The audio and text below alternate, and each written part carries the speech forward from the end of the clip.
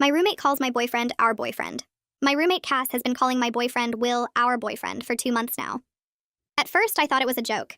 Now I'm genuinely scared. Will and I have been dating 6 months. He goes to university 2 hours away but visits every 3 weeks, staying 4 or 5 days. My roommates were fine with it initially. He helps with chores, cooks for everyone, fixes things around the apartment. He's perfect. Then Cass got dumped in September. That's when everything changed. It started small. When Will cooked dinner for me, making extra for roommates out of politeness, Cass would linger in the kitchen. He's so sweet. My ex could never. You're so lucky. She'd stare at him expectantly, like she wanted him to offer something more. When he'd fix something, installing hooks, moving furniture, she'd watch and comment on his muscles. So strong. I need a man like that. Will would get uncomfortable and escape to my room. Then came the our boyfriend comments, first as jokes. Will would bring me coffee and Cass would say, our boyfriend is so thoughtful. Will would help with groceries. Look at our boyfriend being helpful. It's not funny, I told her once. Relax, it's just a joke. We're basically sisters, so we share everything, right? No, we're roommates. We share a refrigerator, not boyfriends. The behavior escalated. She started following us. We use a location sharing app for safety, and whenever Will and I went out, Cass would text immediately. Where are you guys? Can I join? If we didn't respond, she'd just show up. Movies, restaurants, even once on a romantic walk in the park, there was Cass, acting like she'd randomly bumped into us. We started locking my bedroom door because she'd walk in without knocking. Just wanted to say hi to our boyfriend. She'd chirp if we forgot. After midterms, the roommates had a small party. I got drunk and called Will. Cass ripped my phone away. She's much stronger than me, and started talking to him about her sex life. Make sure you hit it deep, she told him, laughing when he went silent. What? Can't handle girl talk about our boyfriend? Will started visiting less. When he did come, he'd barely leave my room. Cass would wait outside my door. I'd hear her breathing sometimes. Last week was the breaking point. Will surprised me for our 6-month anniversary, arriving while I was in class. My roommate Jess texted me. Your boyfriend's here, but something weird is happening. I rushed home to find Cass in my bedroom, wearing my lingerie, sitting on my bed with Will backed against the wall looking terrified. What the hell?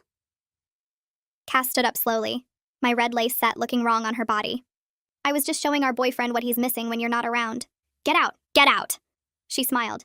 It's my apartment too, and he didn't seem to mind. Did you, Will? I told you to leave me alone, Will said, voice shaking. I was waiting for Kristen and you just came in wearing that. You didn't lock the door. That's basically an invitation. I called our landlord that night, but Cass is on the lease. I can't force her out. I went to campus security, but they said without physical threats, it's a roommate disagreement. 2 days ago, Will told me he couldn't visit anymore. I'm sorry, but she scares me. Last time she had your underwear on. What's next? I understood, but it hurt. Cass was destroying my relationship. Yesterday, I came home to find Cass in my room again, on my laptop. She'd found photos of Will and me, intimate ones we'd taken together. Nothing explicit, but private, personal. Get away from my computer. Our boyfriend looks good in these. I made copies for myself. Hope you don't mind. That's illegal. I'm calling the police. With what proof? They're on my phone now. Could have gotten them anywhere. Maybe Will sent them to me directly. Maybe we have our own thing going. He would never... Who would people believe? The crazy, jealous girlfriend? Or the roommate who just happened to receive some photos? That's when I noticed something else on my laptop screen. My email, open to a draft I didn't write, addressed to Will, breaking up with him, saying horrible things. Cass had written it pretending to be me. Don't worry, I didn't send it. Yet. But I could. I know your password. You really should change it from your birthday. I changed all my passwords that night, put a lock on my bedroom door that only I had the key to. But when I woke up this morning, there was a note under my door. Locks won't stop me from our boyfriend. Check your phone. There was a text sent from my number to Will at 3 a.m. We need to talk. Coming to your place tomorrow. We have something to tell you. K&C, I never sent that text. I was asleep. My phone was next to me all night. Will texted back. Who is C? Why is she coming? Kristen, what's going on? I tried calling him, but he won't answer. Cass is gone, her car missing from the parking lot. It's a 2-hour drive to Will's university. She left 3 hours ago. She's there right now, and I don't know what she's telling him. I'm shaking so badly I can barely hold my phone as I try calling Will again. It goes straight to voicemail for the 4th time. Cass has been at his campus for at least 30 minutes now. I have no idea what she's telling him or what she might do. My hands keep slipping on the screen as I try to dial again. The apartment feels too small suddenly, like the walls are closing in. I pace from the kitchen to the living room and back, checking the location app every few seconds. Cass's dot sits right on top of Will's dorm building, not moving, just sitting there. My chest feels tight and I can't get enough air. What is she saying to him right now? Is she showing him those photos she copied?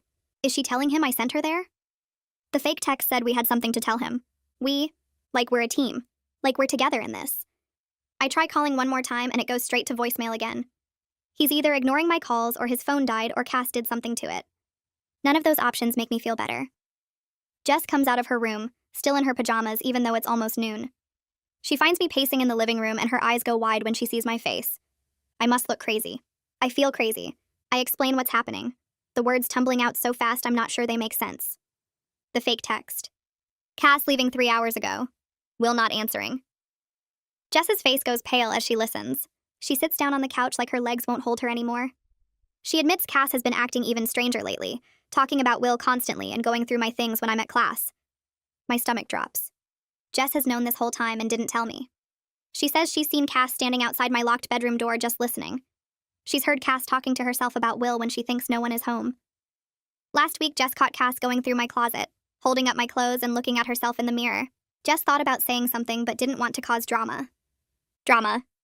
Like this isn't already the worst drama possible. I make the decision immediately. I'm driving to Will's university right now, even though it's 2 hours away and I have an exam tomorrow. I don't care about the exam. I need to get to Will before Cass does something worse. Jess offers to come with me for support and I'm so grateful I could cry. I'm too panicked to make this drive alone. My hands are still shaking and I'm not sure I could focus on the road. Jess says she'll drive and I can keep trying to reach Will. She disappears into her room to get dressed and I grab my keys and phone and wallet. I don't pack anything else. I don't think about what we'll do when we get there. I just know I need to go now. We're on the road within 15 minutes. Jess drives while I keep trying to reach Will and checking Cass's location on the app. Cass's phone shows she's stationary at Will's dorm building, which makes my stomach twist with worry about what's happening there. Is she in his room? Is she talking to his roommate? Is she waiting in the lobby? The dot doesn't move.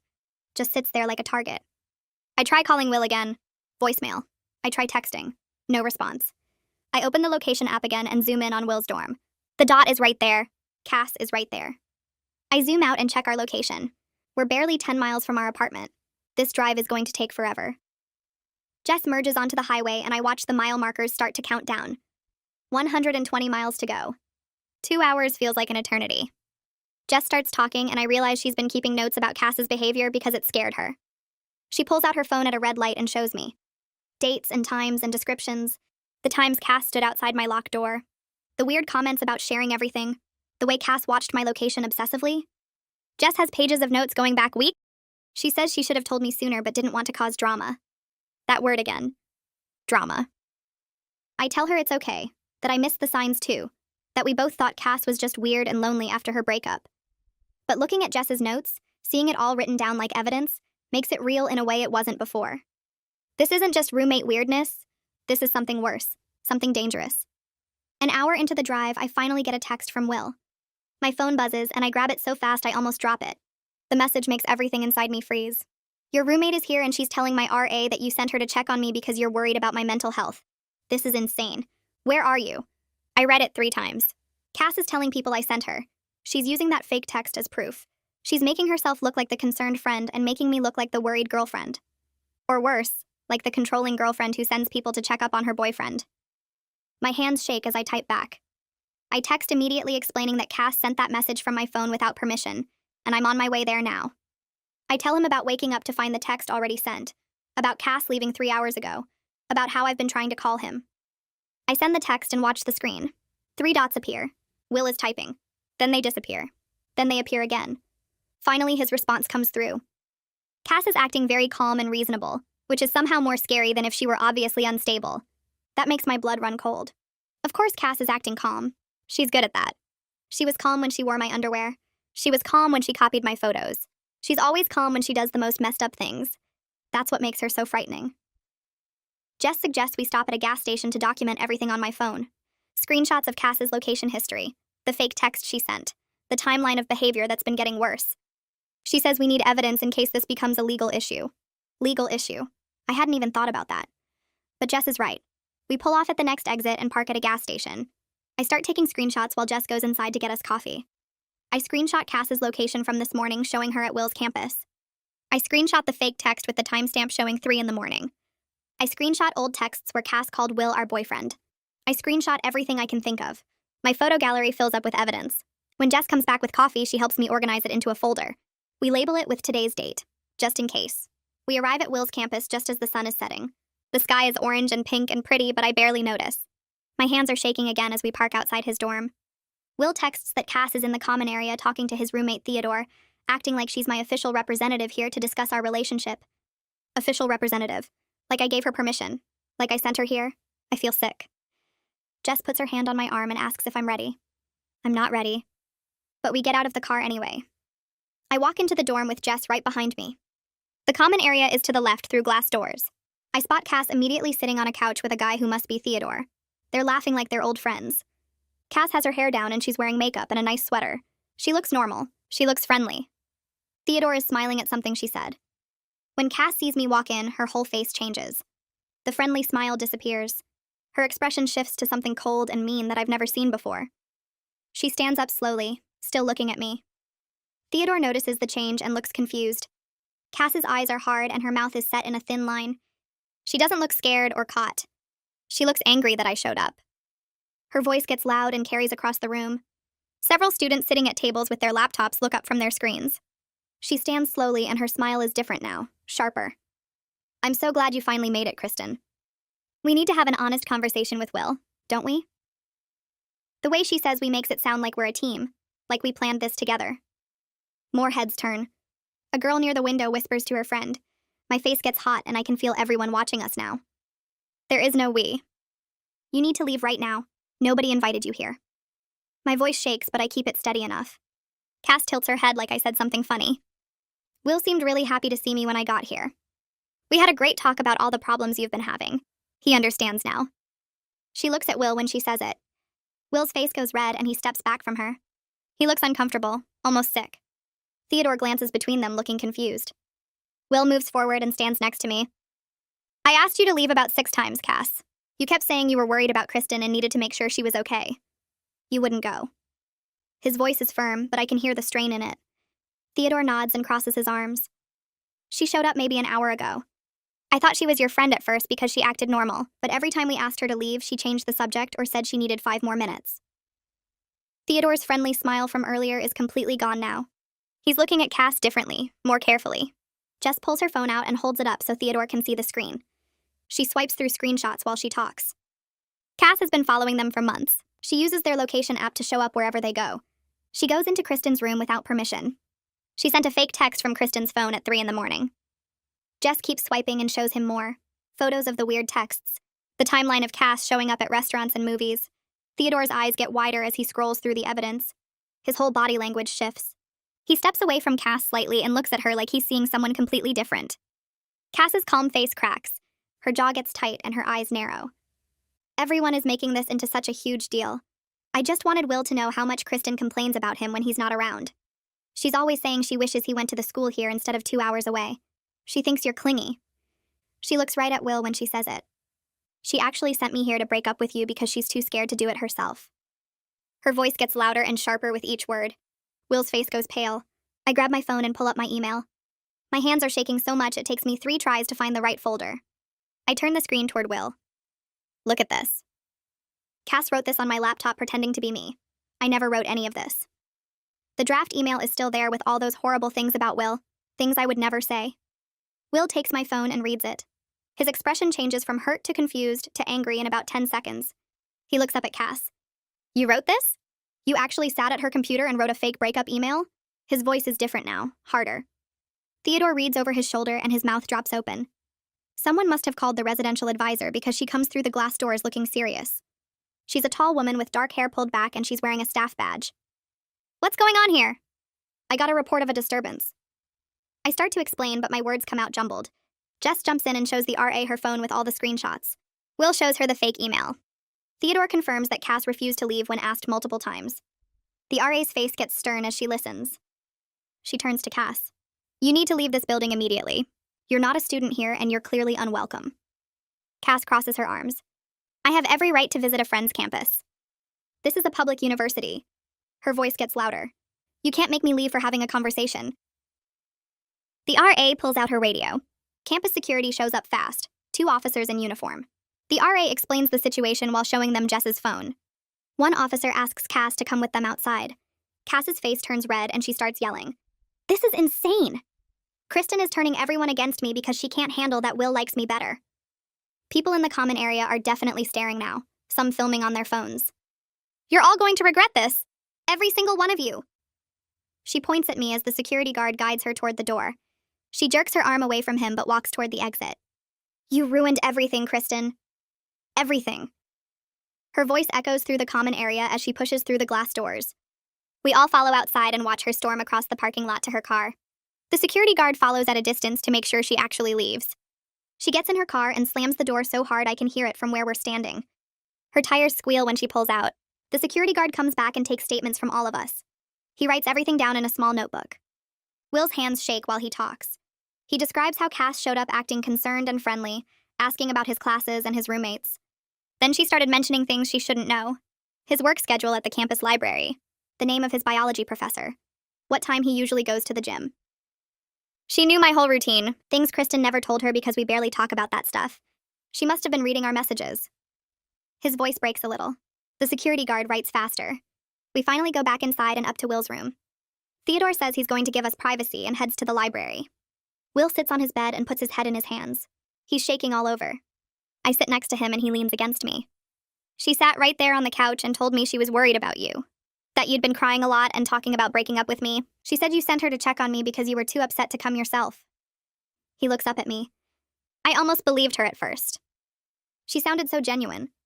Then she started talking about my schedule and I realized something was really wrong. She knew I had a chemistry lab on Tuesdays and Thursdays. She knew I eat lunch at the dining hall near the science building. How would she know that? His eyes are wet. My stomach drops. I pull out my phone and start going through my settings. I need to change every single password right now. Email, social media, everything. Will moves closer and helps me. We go through account after account. My email shows login history and my blood runs cold. There are logins from Cass's IP address going back 3 weeks. She's been reading my emails for almost a month. Every message I sent to Will.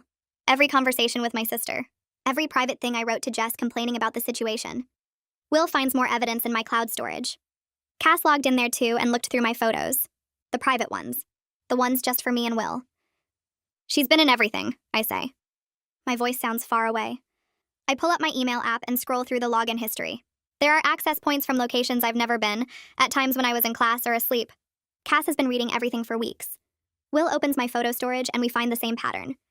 She looked through my private pictures over and over, downloading copies to her own device. My hands shake so badly I almost drop my phone. Will takes it from me and keeps checking. We go through my social media accounts and find she's been logged in there too, reading my private messages with friends and family. She knows everything about my life, every conversation, every plan, every private thought I shared with people I trusted. Theodore comes back from the library and knocks on the door. Will lets him in, and Theodore looks at both of us sitting on the bed surrounded by phones and laptops. We show him what we found, and his face gets serious. He pulls out his own phone and starts taking pictures of the login histories and access records. He says we need to document everything before Cass has a chance to cover her tracks or delete evidence. Jess texts asking if we're okay, and I tell her what we discovered. She responds immediately that she's been feeling watched lately too, like someone was going through her things when she wasn't home. She says she's going to check her own accounts now. Will finds a document in my cloud storage that I didn't create. It's a detailed list about him with his class schedule written out by day and time.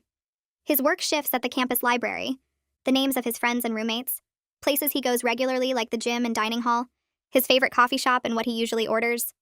The document has dates going back almost 2 months, right after Cass got dumped. She's been building a file on him this whole time, learning his patterns and routines like she was planning something. Theodore reads over Will's shoulder and says, "This is serious stalking behavior, not just a roommate being weird or jealous." He suggests we go to campus police right away because this level of surveillance and planning is dangerous. It's almost midnight, but I'm too scared to wait until morning. What if Cass comes back here tonight? What if she does something worse now that she knows we're on to her? Theodore says we can crash in the common area on the couches if we want to stay on campus where there are people around and security. Will agrees immediately, and Jess texts that she's staying at her girlfriend's place tonight because she doesn't feel safe at the apartment alone. We gather our phones and laptops with all the evidence we found. Theodore leads us downstairs to the common area where a few other students are studying late. The space feels safer with other people around, and a security guard who walks through every hour. Will and I sit together on one couch while Jess takes the other one. Theodore brings us blankets from his room and bottles of water. Nobody can sleep. We keep checking our phones and looking at the evidence we collected. Will finally starts talking about how scared he's been since the lingerie incident. He says he didn't want to make me choose between him and my living situation because he knew I couldn't afford to break my lease or move out suddenly. He's been having trouble sleeping and focusing on his classes because he keeps thinking about Cass showing up at his door or following him around campus. He feels guilty for not being more direct about how frightened he was, but he didn't want me to think he was overreacting or being dramatic. I tell him he wasn't overreacting at all, and I should have taken the situation more seriously from the start. We talk for hours about all the warning signs we both ignored or explained away. The breathing outside my door, the constant location checking, the way Cass inserted herself into every part of our relationship, how she always knew where we were and what we were doing. Will says he started avoiding visiting me not because he didn't want to see me, but because he was genuinely afraid of what Cass might do next. Theodore falls asleep in a chair nearby, but Will and I stay awake watching the sun come up through the windows. Morning light fills the common area and other students start moving around, heading to early classes or the dining hall. I feel exhausted but wired with anxiety about what comes next. I pull out my phone and call my older sister Heidi, because I need advice from someone outside this mess who can think clearly. She answers on the second ring, sounding worried because I never call this early. I explain everything that happened yesterday and last night, about Cass driving here uninvited and the evidence we found of her stalking behavior. Heidi listens without interrupting, and when I finish, she's quiet for a moment. Then she says this behavior pattern matches stalking cases she's read about in her psychology grad program. She explains that stalkers often escalate when their target tries to establish boundaries or pull away. The surveillance and information gathering are signs of obsessive behavior that typically gets worse without intervention. She asks if I've contacted police yet, and I tell her we're planning to go this morning. Heidi says she's driving down right now and she'll be here in a few hours. She wants to review everything with us and help figure out the next steps. She tells me not to go back to the apartment alone and to stay somewhere public with other people around until she gets here. I feel relief hearing her voice and knowing she's coming to help. Will wakes up Jess and we all get coffee from the campus cafe. We sit at a table near the windows where we can see people walking by outside. Theodore joins us and we go through all the evidence again, making sure we have screenshots and documentation of everything. Heidi arrives around noon looking tired from the drive but focused. She hugs me tight and then sits down with us at the table. We show her everything we found on my accounts and the detailed file Cass made about Will. Heidi pulls out a notebook and starts writing down dates and details, organizing the information into a timeline. She explains that stalking cases require clear documentation of escalating behavior over time. One incident might seem minor, but a pattern shows intent and obsession. She points out how Cass's actions have gotten progressively more invasive and bold, from comments to following us to breaking into my accounts and showing up uninvited at Will's campus. Heidi says the fact that Cass created a detailed surveillance file on Will demonstrates planning and premeditation, which courts take seriously. She suggests we go to campus police this afternoon and file a formal report. She'll come with us and help make sure we include all the important details. Will looks nervous but agrees. Theodore says he'll come too as a witness since he saw Cass refuse to leave yesterday and heard her making threats. We walk across campus to the police department in the administration building. Officer Flynn O'Brien meets with us in a small interview room. He's younger than I expected, maybe in his 30s, with a calm, professional manner that makes me feel slightly less anxious. I start explaining the situation from the beginning while Heidi takes notes to make sure I don't forget anything important. Officer O'Brien listens carefully and asks questions about specific dates and times. He has me show him the login histories and the surveillance document Cass created. His expression gets more serious as he reviews the evidence on my phone. Theodore describes what happened yesterday when Cass showed up and refused to leave despite being asked multiple times. Will explains how frightened he's been and how Cass's behavior has affected his ability to function normally. Officer O'Brien writes everything down in a detailed report. When we finish, he explains that while one incident might not be enough for criminal charges, the documented pattern of behavior over 2 months could support a restraining order. He says stalking cases are hard to prosecute, but the evidence we have is strong, especially the digital footprint showing unauthorized access to my accounts and the surveillance file. He emphasizes that we need to document every interaction with Cass from now on, save every text, email, and message. Keep a log of when and where she shows up. Take photos or videos if possible. The more evidence we have of continued harassment, the stronger the case becomes. He warns us that restraining orders don't always stop stalkers, and sometimes the attempt to establish legal boundaries makes them escalate further. Officer O'Brien makes copies of all our evidence and says he'll contact the police department at my campus to coordinate since Cass and I live in the same jurisdiction. He gives me his direct number and tells me to call immediately if Cass tries to contact me or shows up anywhere.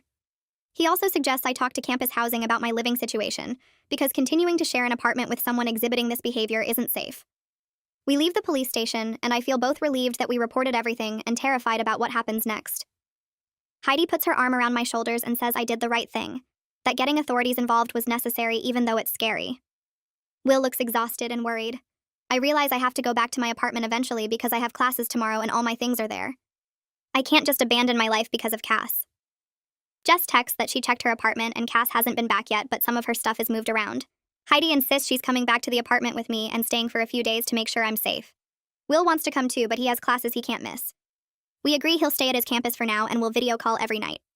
The drive back feels long even though it's only 2 hours. Jess meets us at the apartment parking lot and we all go in together.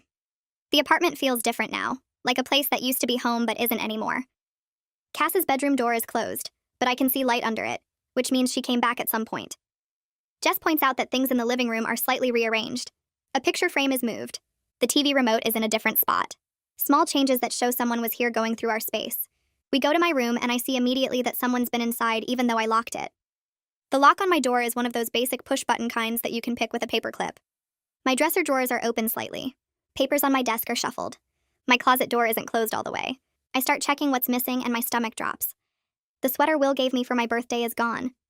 Photos of us together that I kept in a box are missing. My journal where I wrote about our relationship and private thoughts is nowhere to be found.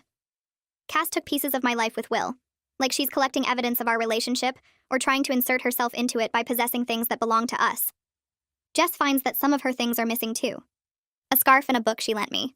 Small items that Cass could claim were borrowed or shared.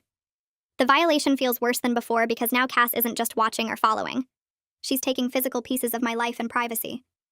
Heidi immediately says we're changing the lock on my bedroom door right now. We drive to a hardware store and buy a proper lock that requires a key, not just a button you can pick. Heidi installs it herself while I watch, and she gives me the only 2 keys. One for me and one for Jess in case of emergency.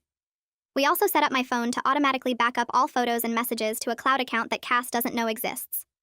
Heidi creates the account using her own email, so there's no way Cass can find it or access it even if she gets into my devices again. We change every password I have to long random strings that Heidi writes down and keeps in her own phone. She sets up 2-factor authentication on everything, so even if Cass somehow gets my passwords, she can't log in without the codes that come to my phone. I sleep with my phone on the nightstand and my door locked with the new key only I have. Heidi is in the living room on the couch and Jess is in her room. Around midnight, I hear footsteps in the hallway outside my door. Heavy footsteps that stop right at my door. Then the pounding starts. Cass slams her fists against my door so hard the frame shakes. She yells that I'm being ridiculous and dramatic. She says she just wanted to borrow some things and I need to stop acting like a victim. The pounding gets louder and I can hear her trying the doorknob over and over. She screams that this is her apartment too and I can't lock her out. I grab my phone and text Heidi that Cass is outside my door. Within seconds, I hear Heidi's voice in the hallway telling Cass to stop and go to her room. Cass yells back that Heidi has no right to be here and needs to mind her own business. The pounding continues and now Cass is kicking the door. I hear Heidi on the phone with someone and she says the address clearly. She's calling the police. Cass must hear this too because she screams that I'm going to regret this and that I'm turning everyone against her over nothing. The kicking stops, but I can hear her breathing on the other side of the door. Heavy, angry breaths. Jess comes out of her room and I hear her telling Cass to calm down. Cass tells Jess to shut up and that she's a traitor too. The next 15 minutes feel like hours. I stay in my room with my door locked and listen to Cass pacing in the hallway. She mutters things I can't quite hear. Finally, I hear new voices. Deep official voices asking questions. Heidi lets the police officers inside and I hear everything change. Cass's voice becomes soft and shaky. She sounds like she's crying.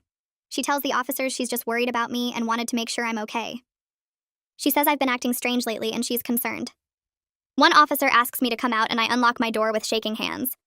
There are 2 officers in uniform standing in our living room. Cass is sitting on the couch with tears on her face, looking small and scared.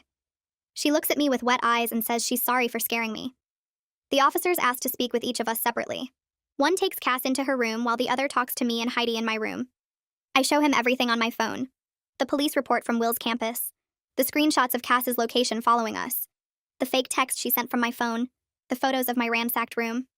Jess comes in and shows her phone too with all the notes she took. Dates and times of Cass's behavior. The officer writes everything down in a small notebook. He looks at the police report from Will's campus and nods slowly. He says he recognizes this pattern. He's seen it before in stalking cases. He says the behavior is escalating and I should seriously think about getting a restraining order. He explains what that means and how to file for one. The other officer comes back from talking to Cass and they step into the hallway to discuss. I can hear them talking in low voices. They come back and tell Cass she needs to leave me alone. They give her an official warning. Cass nods and says she understands. She apologizes again. The officers leave and the apartment becomes so quiet I can hear the refrigerator humming. Heidi makes tea and we sit in my room with the door locked. I can hear Cass in her room on the phone. Her voice carries through the thin walls. She's talking to someone and getting louder.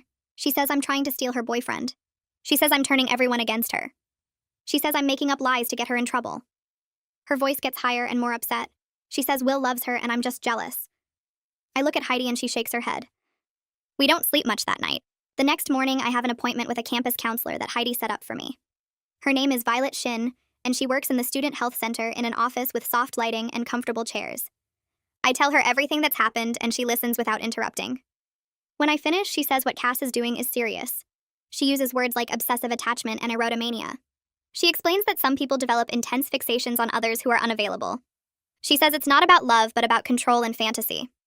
She says stalkers often believe their target secretly wants them despite clear rejection. Violet helps me make a safety plan. She writes everything down on a printed form. She says I should vary my routes to class, so Cass can't predict where I'll be. She gives me a list of campus security phone numbers and emergency contacts. She says I should tell my professors what's happening so they're aware. She helps me identify safe people I can contact in different campus buildings if I need help. She emphasizes that stalking usually gets worse when victims try to set boundaries. She says Cass might escalate further now that police are involved.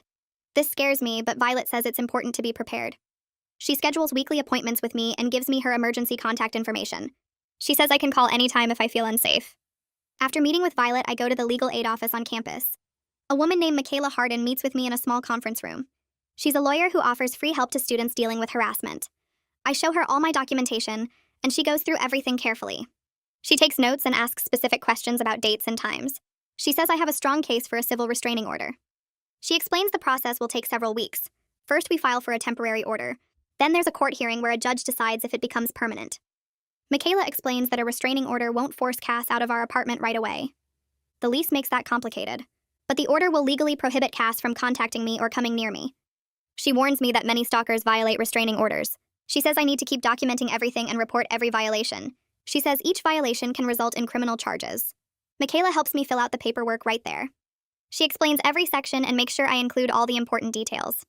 She says we'll file this tomorrow and Cass will be served with the temporary order within a few days. That evening, Jess comes to my room and closes the door. She looks tired and scared. She says she can't live here anymore. She's breaking her lease early and moving in with her girlfriend off campus. She feels guilty leaving me, but she doesn't feel safe with Cass here. I tell her I understand completely. I'm actually relieved she's getting out. She shouldn't have to deal with this. Jess says she'll still be around and we can meet for coffee anytime. She promises to testify if I need her for the restraining order hearing. She starts packing that night. 3 days later, I'm in class when my phone buzzes. It's a text from Michaela saying Cass has been served with the temporary restraining order. My stomach drops. I know Cass is going to be furious. The court date for the permanent order is set for 2 weeks from now. 2 weeks where I have to face Cass in court and explain everything in front of a judge. 2 weeks of waiting and worrying about what Cass might do next. I leave class early and go back to my apartment. Jess is already gone. Her room is empty. It's just me and Cass now in this apartment, and Cass legally can't come near me, but we share walls and a kitchen. I lock myself in my room and try to study, but I can't focus. I keep thinking about the court date and having to see Cass there, having to tell a judge about the lingerie incident and the stalking and everything else. My phone buzzes again. It's Will asking if I'm okay. I tell him about the restraining order and he says he's proud of me. He wishes he could be here, but he has exams he can't miss. We video call that night and just seeing his face makes me feel a little better. But I'm still scared. 2 weeks feels like forever. The next day, I wake up to notifications flooding my phone. My stomach drops when I open social media and see Cass has posted 3 times since last night. Nothing direct, just vague messages about fake friends and people who betray you when you need them most. She writes about how some people can't handle the truth and turn everyone against you instead of looking at their own problems. She posts a quote about loyalty and how real friends stick together through everything. Everyone who knows us will understand exactly who she's talking about. My hands shake as I scroll through the comments and see people asking if she's okay, offering support, telling her they're here for her. She's already started building her version of events where she's the victim. I put my phone down and try to focus on getting ready for class, but my mind keeps spinning. Cass is telling people her story right now. twisting everything to make herself look like the wronged party. I wonder how many people will believe her before they hear my side. By lunchtime, 3 different people have reached out asking what's going on with me and Cass. One girl from my biology class sends a long text saying Cass told her I got jealous and controlling about her friendship with Will. Another acquaintance messages asking if it's true that I'm trying to get Cass kicked out over nothing. Someone else heard I filed false reports to get attention. I feel sick reading these messages because Cass has been busy spreading her lies and some people are buying it completely. I spend an hour writing responses, explaining the real situation with evidence and screenshots. Some people apologize immediately when they see proof of what actually happened. Others go quiet and don't respond at all, which makes me wonder if they believe Cass more than me. My close friends rally around me after I show them everything, and that helps. But I still feel isolated knowing there are people out there who think I'm the crazy one. Jess texts me that Cass has been posting in group chats too, playing the victim and making it sound like I overreacted to harmless jokes. The frustration builds in my chest because no matter what evidence I show, some people will always believe Cass's version. That night, Will calls me and his voice sounds different. Strained and tight in a way I haven't heard before. He tells me he had a panic attack during his economics lecture today because someone walked past who looked like Cass from behind. He couldn't breathe and had to leave the classroom, and now his professor thinks he's flaking on important material. His grades are dropping because he can't focus on studying when he's constantly worried about Cass showing up again. We talk for 2 hours, and I try to reassure him that the restraining order will help, that she can't come near him legally now, but I can hear the fear in his voice that won't go away. He says he checks the parking lot before leaving his dorm and walks different routes to class each day. He's barely sleeping because he keeps thinking he hears someone outside his door. The distance between us feels harder now, like we're both drowning separately instead of holding each other up. I hate what Cass has done to him, to us, to our relationship that was good and healthy before she decided Will belonged to her too. We promise to talk every night and stay strong, but after we hang up, I cry because I don't know how much more stress our relationship can take. 1 week before the court date, I come home from my afternoon class and immediately notice something wrong. My bedroom door is open, not just unlocked but actually open, and I know I locked it this morning with my key. My heart starts racing as I step inside and see my room has been completely torn apart. Dresser drawers pulled out with clothes scattered everywhere, my desk ransacked with papers all over the floor, my closet emptied with hangers on the ground. I rush to my desk and realize my laptop charger is gone, then check my jewelry box and find my grandmother's necklace missing along with 2 rings Will gave me. Photos are missing from my wall, ones of me and Will that I had pinned up. On my bed sits a note written in Cass's handwriting that makes my blood run cold. You can't keep what's meant to be shared. My hands shake as I take photos of everything with my phone, documenting the destruction and the note before I touch anything else. This is worse than before because Cass broke through my lock somehow, violated my space completely, and took things that matter to me personally. The message is clear and threatening, and I know this crosses a major line legally. I call the police immediately and ask specifically for Officer O'Brien since he knows our case. He arrives within 20 minutes and I show him everything, my voice shaking as I explain what's missing and what the note says. He walks through my room slowly, taking photos from multiple angles and writing detailed notes about each item that was taken or damaged. He examines my door lock and points out scratches around the keyhole where Cass must have picked it or forced it somehow. He bags the note as evidence and labels it carefully, explaining that this is a clear and serious violation of the temporary restraining order. He asks if I have receipts or photos of the stolen jewelry, and I show him pictures on my phone where I'm wearing my grandmother's necklace. He documents the laptop charger model and serial number from my purchase records. The whole process takes over an hour, and Officer O'Brien stays patient and thorough, making sure every detail is recorded properly.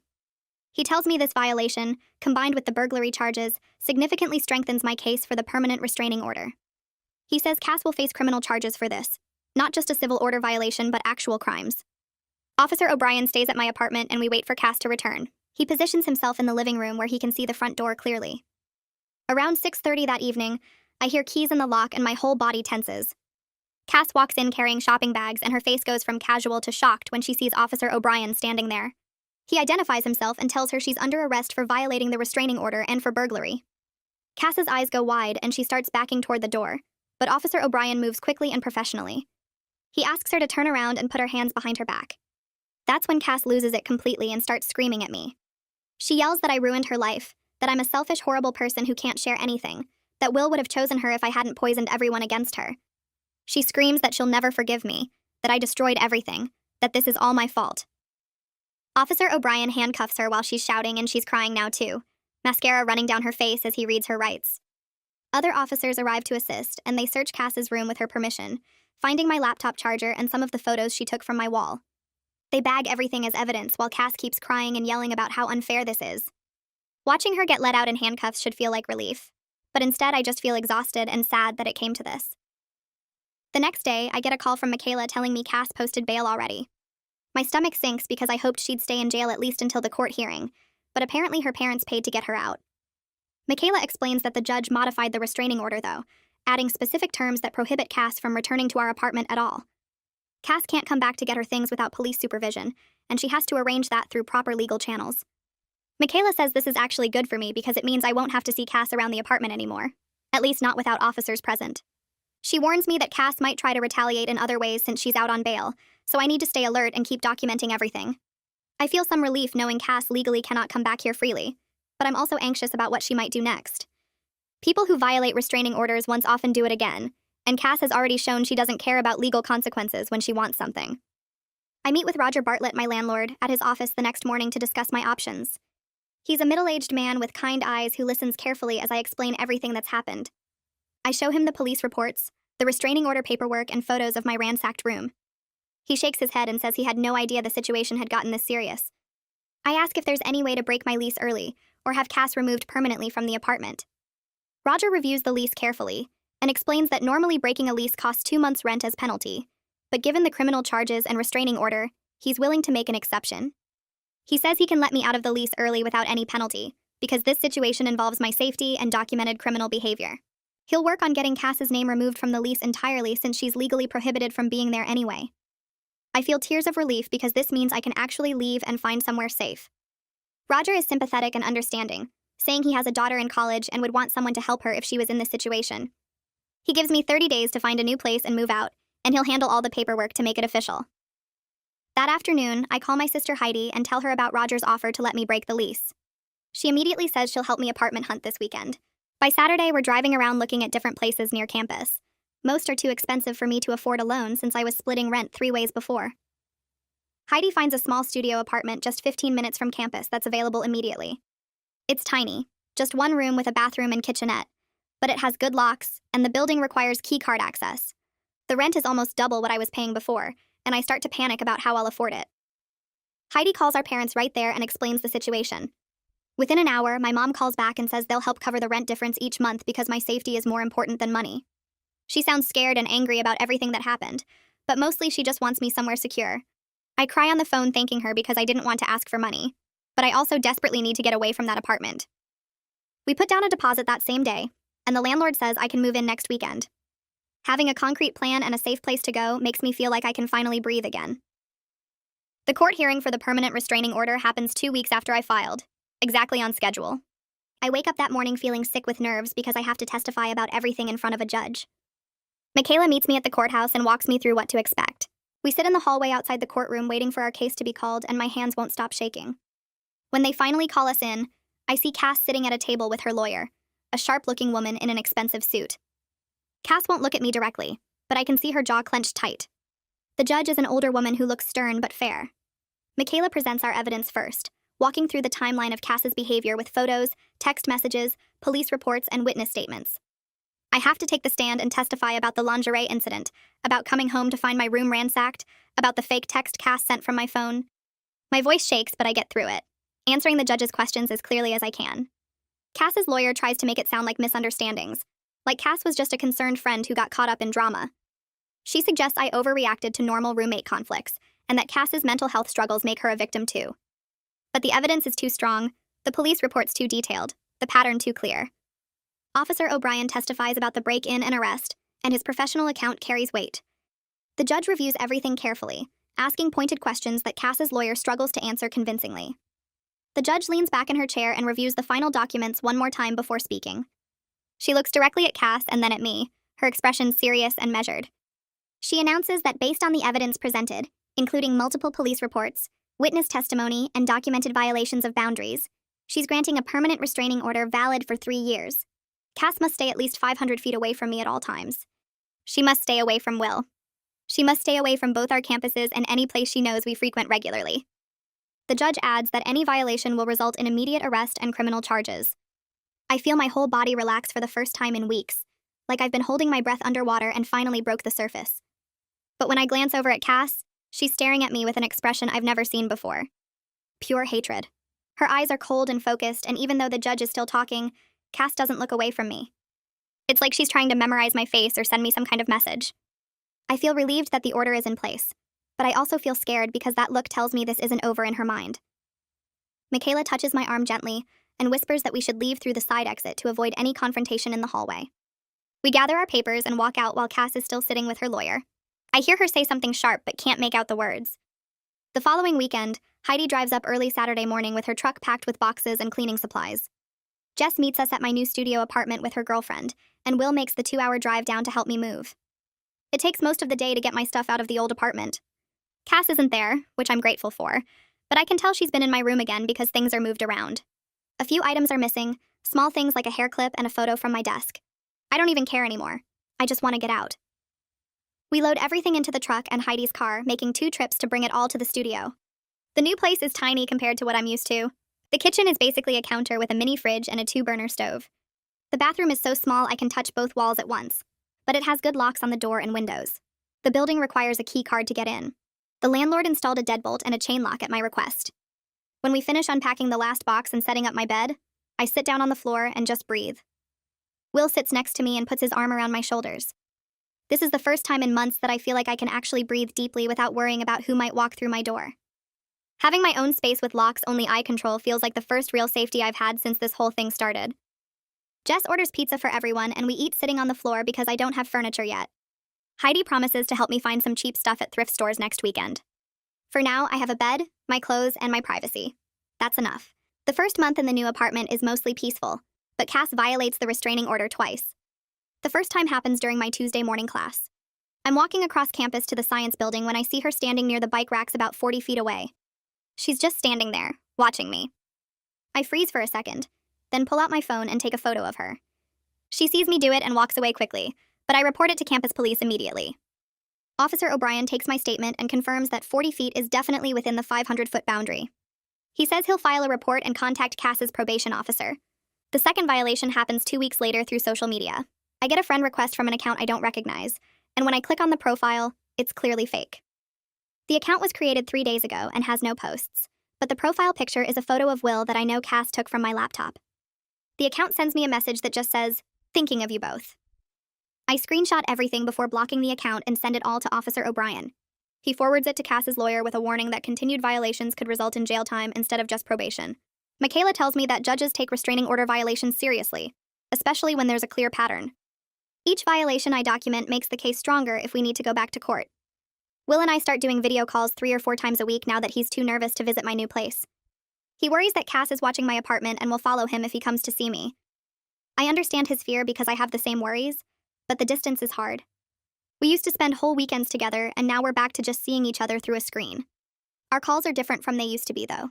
We talk about real things now, about how scared we both are and what we need from each other. Will admits that Cass showing up at his dorm was the most frightened he's ever been, and he's still having trouble sleeping sometimes. I tell him about the therapy sessions I'm doing and how Violet is helping me process everything. We make plans for what we'll do when things feel safer, places we want to visit together, normal couple stuff we couldn't focus on before. The distance is frustrating, but we're communicating better than we ever did when he was visiting regularly. We're being honest about our fears instead of trying to act like everything is fine. That honesty makes me feel closer to him even though we're 2 hours apart. I continue seeing Violet every week for therapy sessions focused on processing the trauma of being stalked.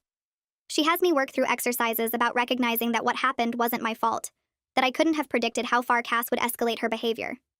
I keep blaming myself for not setting boundaries sooner, for not taking the early warning signs seriously, for being too nice and letting Cass think we were closer than we were. Violet explains that stalkers are skilled at testing boundaries gradually, at making their victims doubt their own perceptions. She says the guilt I feel is normal, but misplaced. I couldn't have known that a roommate saying "our boyfriend" as a joke would turn into breaking into my room and stealing my identity. The anger is harder to work through than the guilt. I'm furious at Cass for taking something good in my life and twisting it into fear. I'm angry that she made Will scared to visit me. I'm angry that she invaded my privacy so completely, reading my messages and emails and going through my personal photos. Violet helps me understand that anger is healthy and appropriate, that I have every right to be angry about what was done to me. She teaches me ways to process the anger without letting it consume me or make me feel powerless. The sessions are exhausting but helpful. I leave each one feeling a little bit lighter, a little bit more in control of my own story. 3 months after the restraining order is granted, I get a call from Michaela with news about Cass's criminal case. The charges for violating the restraining order and the burglary of my room have been resolved through a plea deal. Cass accepted an agreement where she gets probation instead of jail time, but the conditions are strict. She has to attend mandatory mental health treatment twice a week with a therapist who specializes in obsessive behaviors. She has to meet with her probation officer every 2 weeks and prove she's complying with treatment. Most importantly, she agreed to transfer to a different university next semester. Michaela explains that the prosecutor pushed for the transfer requirement because having Cass on the same campus as me would make it too easy for her to violate the restraining order again, even accidentally. The plea deal means I don't have to testify in a criminal trial, which is a relief because I was dreading having to face Cass in court again. Michaela warns me that plea deals don't mean the person has accepted responsibility or changed their thinking. Cass might have agreed to these terms just to avoid jail, not because she understands what she did wrong. I need to stay vigilant and keep documenting anything suspicious. The restraining order is still in effect regardless of the plea deal, and any violation still has serious consequences. Knowing that Cass will be on a different campus starting next semester brings relief so huge I almost cry when Michaela tells me. I won't have to worry about running into her between classes or seeing her at campus events. I won't have to check over my shoulder constantly or take different routes to avoid places she might be. Violet warns me in our next therapy session that stalking victims often experience something called hypervigilance, even after the threat is gone. She explains that my brain has been in constant alert mode for months, always scanning for danger, always preparing for the next violation or confrontation. That pattern doesn't just switch off immediately when the threat is removed. I notice she's right. I still check over my shoulder multiple times when I'm walking to class. I still feel my heart rate spike when I see someone with the same build or hair color as Cass. Last week, I saw a girl wearing a jacket similar to one Cass used to wear, and I had a full panic response before I realized it wasn't her. My body is still reacting like I'm in danger, even though logically I know Cass will be hours away soon. Violet says this is normal and will fade with time and continued therapy. She teaches me grounding techniques to use when I feel the panic starting, ways to remind myself that I'm safe now and the threat has passed. We'll finally feel safe enough to visit my new apartment for a weekend in early spring. It's the first time we've been together in person without fear or tension hanging over us in months. We don't do anything special. We cook breakfast together in my tiny kitchen and watch movies on my laptop. We take a walk around my neighborhood without worrying about someone following us or showing up uninvited. We talk about his graduate school applications and my plans for next semester. We talk about visiting his family over summer break and maybe taking a short trip somewhere neither of us has been before. Normal couple conversations about a future that feels possible again. Being physically close to him without the constant anxiety is strange at first. I realize how much tension I'd been carrying, how much I'd been bracing myself for something bad to happen every time we were together. Will admits he feels the same way, that he's been waiting for Cass to appear around every corner. But she doesn't appear. Nobody bangs on my door or sends weird messages. We spend the weekend reconnecting and remembering why we work as a couple. When Will leaves Sunday evening, I feel sad but not scared. We have plans for him to visit again in 2 weeks. We're building something real again without Cass's shadow over everything. Jess and I meet for coffee regularly now, usually once a week at a place halfway between our apartments. She apologizes again for not speaking up sooner about Cass's behavior, for not warning me how serious it was getting.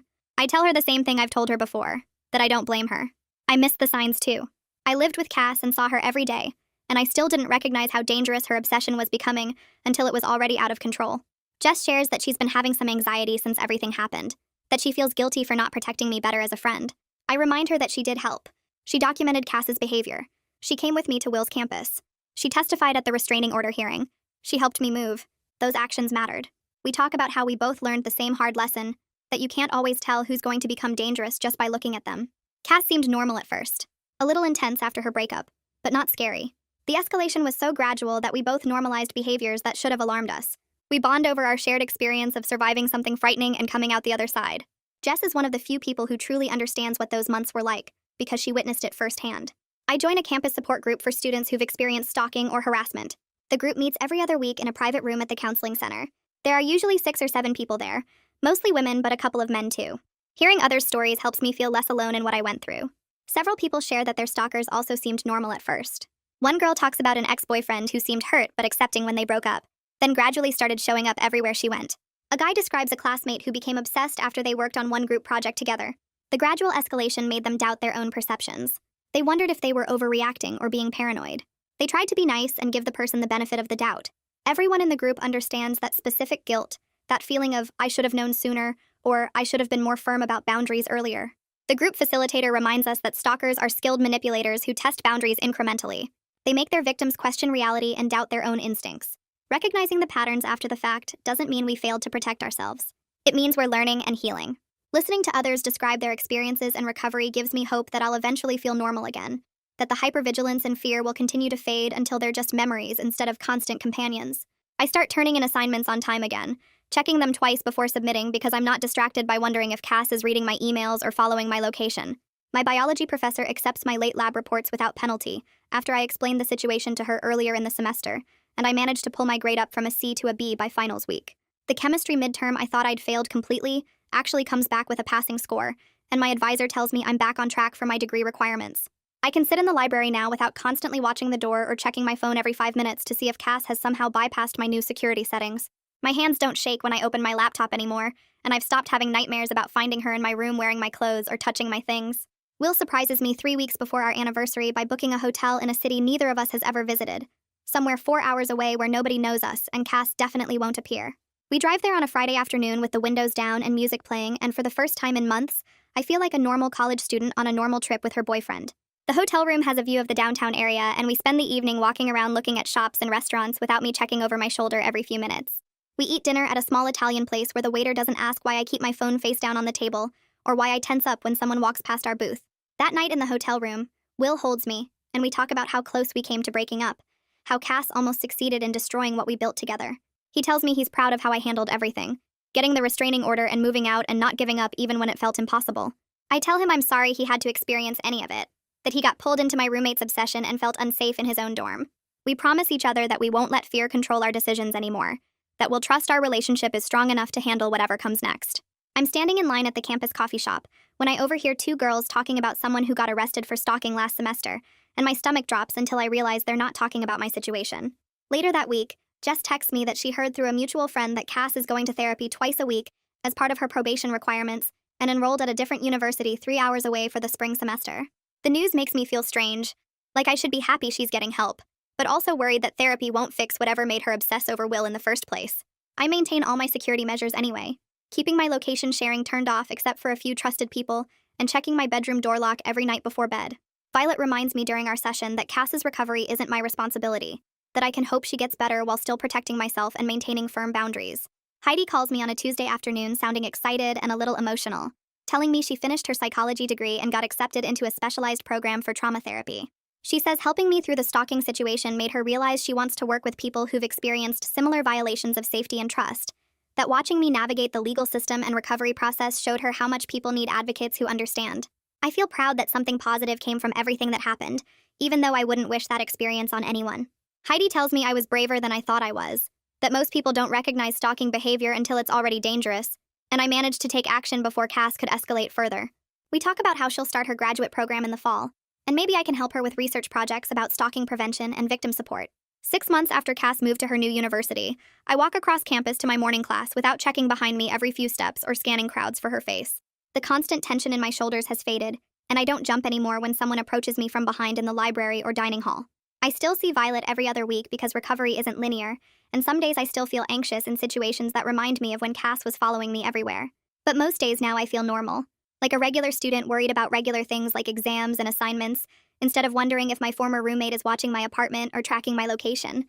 I can enjoy coffee with friends without positioning myself to see all the exits, and I don't feel the need to document every interaction in case I need evidence later. Will calls me with news that makes me actually scream with excitement in the middle of the student center. He got accepted to a graduate program at a university only 30 minutes from mine, which means he'll be moving closer next fall, and we can finally have regular dates without the 2-hour drive between us. We video call that night and talk about apartment hunting, and how strange it will be to see each other multiple times a week instead of once every few weeks. He tells me he's excited to build a future together that isn't defined by what happened with Cass, where we can just be a normal couple doing normal things. I tell him I want to cook dinner for him in my apartment without fear of someone breaking in, to go on walks without checking if we're being followed, to exist together without trauma hanging over everything we do. I'm able to look back now and see how much I've changed since that first day I dismissed Cass calling Will, our boyfriend, as a harmless joke. I learned that being kind and accommodating doesn't mean accepting behavior that makes me uncomfortable, that setting boundaries isn't mean or dramatic but necessary for my own safety. I learned to advocate for myself even when institutions like campus security initially dismissed my concerns, to document everything and build a case until people took me seriously. I learned that protecting myself isn't selfish, that I don't owe anyone access to my space or my relationship just because we share an apartment or because they're going through a hard time. I learned to trust my instincts when something feels wrong instead of talking myself out of my own discomfort, because I don't want to cause conflict. My studio apartment has become exactly what I needed, a space where I control who enters and when, where every item belongs to me and hasn't been touched or borrowed or stolen by someone else. I decorated it with posters and plants and photos of people I trust, and I installed a chain lock that makes me feel secure when I'm home alone at night. Will visits on weekends now, and we cook together in my tiny kitchen, and I don't have to worry about someone walking in without knocking or listening outside my door. Jess comes over for movie nights, and we laugh about normal things instead of whispering about concerning behavior or planning safety strategies. My relationship with Will is stronger than it was before everything happened with Cass, because we learned to communicate about fear and boundaries and trust, because we chose each other even when it would have been easier to walk away. I've built a support system of people who respect my space and my choices, who understand that safety isn't paranoia and boundaries aren't punishment.